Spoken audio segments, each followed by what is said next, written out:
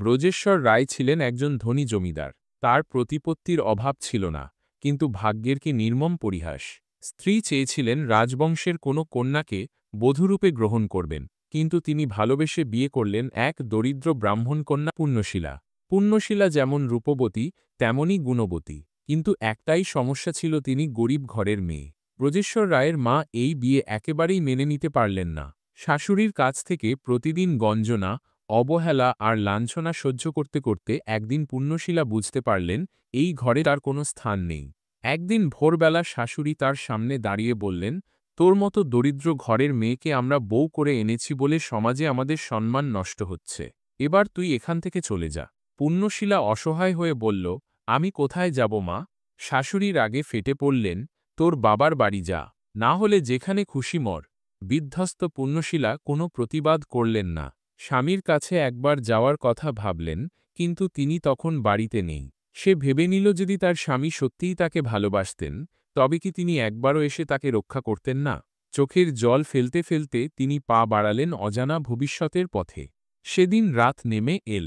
একা একা পথে হাঁটতে হাঁটতে পুণ্যশীলা যখন গভীর জঙ্গলে প্রবেশ করলেন, তখন আকাশ ছিল অন্ধকার, জ্যোৎস্না ঢেকে গিয়েছে মেঘে। রাতের নৈশব্দ মাঝে মাঝে চিৎকার করে উঠছে, বুনো জন্তুদের ডাক। হঠাৎ ঝোপের আড়াল থেকে একদল অস্ত্রধারী লোক বেরিয়ে এল। তাদের চোখে এক ভয়ঙ্কর দৃষ্টি, হাতে তীক্ষ্ণ তলোয়ার।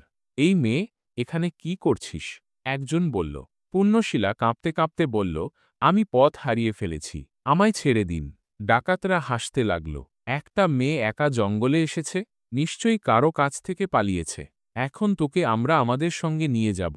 ঠিক সেই মুহূর্তে এক প্রবীণ ব্যক্তি এসে দাঁড়ালেন। গায়ের কাপড় সাধারণ, কিন্তু চোখের দৃষ্টি তীব্র। লোকটির নাম ভবানী পাঠক। তিনি ডাকাতদের নেতা, কিন্তু সাধারণ ডাকাত নন। তিনি ছিলেন এক ব্রিটিশ বিরোধী বিদ্রোহী, যিনি শোষিতদের জন্য লড়াই করতেন। তিনি পুণ্যশীলার মুখের দিকে তাকিয়ে দেখলেন, এই মেয়ের ভেতরে অদ্ভুত এক শক্তি আছে। ওকে ছেড়ে দাও, তিনি বললেন। ডাকাতরা হতবাক। ভবানী পাঠকের কথা মানতেই হল। তিনি পুণ্যশীলাকে নিজের ঘরে নিয়ে গেলেন এবং তার কাহিনী শুনলেন। সব শুনে তিনি বললেন, তোমার এই দুর্বলতা চিরদিন থাকবে না পুণ্যশীলা। আমি তোমাকে শক্তি শিখিয়ে দেব। একদিন তুমি নিজেকে চিনতে পারবে, তখন কেউ তোমাকে অবহেলা করতে পারবে না। সেদিন থেকেই পুণ্যশীলার নতুন জীবন শুরু হল। ভবানী পাঠকের শিষ্যা হিসেবে পুণ্যশীলা অস্ত্র চালনা শিখতে লাগলেন। তিনি শিখলেন তলোয়ার চালানো, ঘোড়া দৌড়ানো, শত্রুর মোকাবিলা করার কৌশল। দিনের পর দিন কঠিন প্রশিক্ষণের পর একদিন তিনি নিজেকে প্রস্তুত মনে করলেন। ডাকাতদের মধ্যে তিনি দ্রুত জনপ্রিয় হয়ে উঠলেন। তার বুদ্ধি, সাহস আর ন্যায়ের প্রতি নিষ্ঠা দেখে সবাই তাকে সম্মান করতে শুরু করল। ভবানী পাঠক একদিন বললেন, আজ থেকে তোমার নাম হবে দেবী চৌধুরানী। তুমি শুধু ডাকাত নও, তুমি শোষিতের রক্ষক। এভাবে এক সাধারণ মেয়ে থেকে জন্ম নিলেন বাংলার ইতিহাসের এক কিংবদন্তি বিদ্রোহিনী দেবী চৌধুরানী।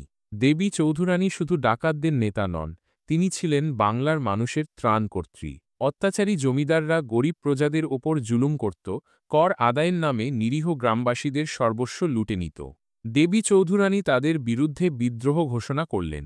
তার দল একের পর এক অত্যাচারী জমিদারদের ধ্বংস করল, তাদের সম্পত্তি লুট করে গরিবদের মধ্যে বিতরণ করল। এদিকে ব্রিটিশ সরকার এই বিদ্রোহ দমন করতে সেনা পাঠাল। শুরু হল এক ভয়ঙ্কর যুদ্ধ। দেবী চৌধুরানী তার বাহিনী নিয়ে গভীর জঙ্গলে আত্মগোপন করলেন এবং গেরিলা যুদ্ধের কৌশল প্রয়োগ করলেন। ব্রিটিশ সেনারা হাজার হাজার সৈন্য নিয়ে এলেও দেবীর বাহিনী তাদের চতুরতা দিয়ে একের পর এক পরাস্ত করল। এই যুদ্ধ কয়েক বছর ধরে চলল। দেবী চৌধুরানী হয়ে উঠলেন এক কিংবদন্তি।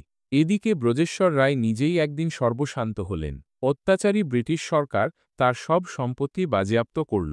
তার স্ত্রীও তাকে ছেড়ে চলে গেলেন। তিনি একদিন শুনলেন, জঙ্গলে এক রহস্যময়ী রমণী আছেন, যিনি ন্যায়ের জন্য লড়াই করেন। তার নাম দেবী চৌধুরানী। ব্রজেশ্বর রায় সাহায্যের জন্য তার শরণাপন্ন হলেন, কিন্তু তিনি জানতেন না, এই দেবী আর কেউ নন, তারই পরিত্যক্ত স্ত্রী পুণ্যশীলা। যখন দেবী তার মুখোশ খুললেন, ব্রজেশ্বর হতভম্ব হয়ে গেলেন। তুমি তুমি তো আমার স্ত্রী পুণ্যশীলা।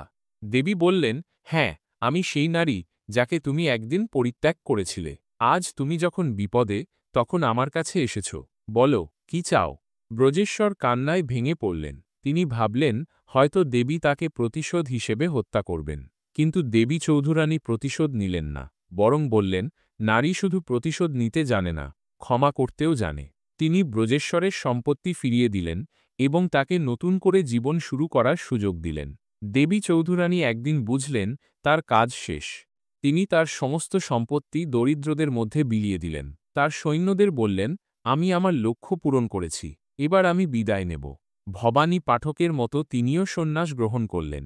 গল্প শেষ, কিন্তু দেবী চৌধুরানীর নাম মানুষের মনে চিরকাল অমর হয়ে রইল এক সংগ্রামী, অপরাজিতা নারীর প্রতিচ্ছবি হয়ে।